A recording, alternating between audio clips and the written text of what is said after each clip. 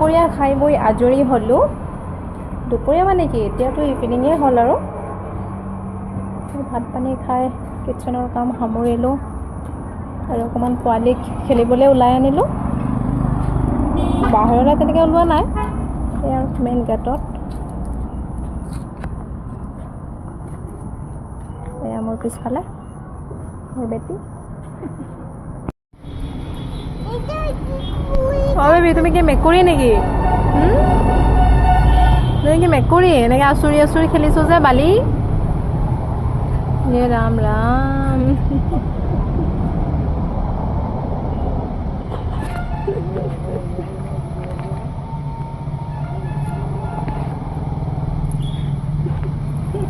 মহ উঠিছে মহ।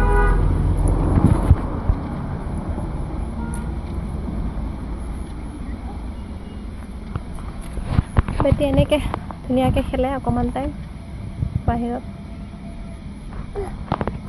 হেঁপাহ পলুৱাই খেলিবলৈ দিওঁ।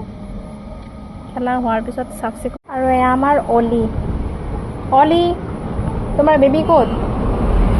অলি অলি, এয়া আমাৰ ঘৰৰ অলি।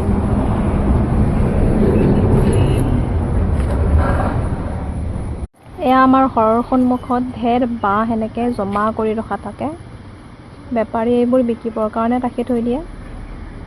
যিহেতু 4 লাইন গৈছে, আমাৰ মেইন ৰাস্তাটো 4 লাইন হৈ আছে, সেয়েহে দোকান মানুহৰ ঘৰ চব বিল্ডিং বনাই আছে কাৰণে বাঁহৰ প্ৰয়োজন হয়। ঢেৰ বাঁহ এনেকৈ বিকিবলৈ ৰখা থাকে, দেখিছেনে? এয়া কি ফল লাগি আছে চিনিব পাৰিছেনে গাইজ?